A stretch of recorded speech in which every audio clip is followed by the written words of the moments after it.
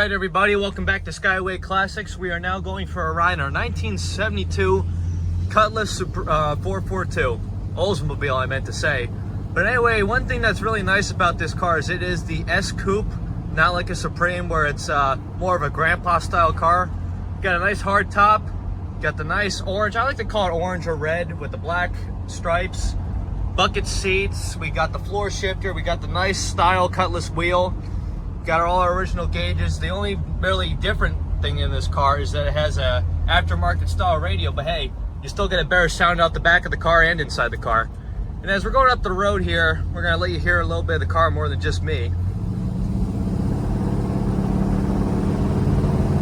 Here she's got a good sound out the back, no hesitation, no popping.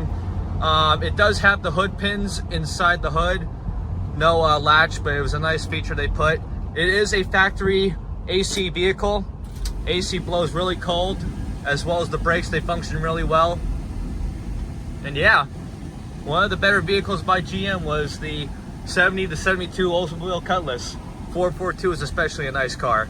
But anyway, we're gonna get her turned around, put her on the lift, let you guys take a look at the underneath. We'll see you there.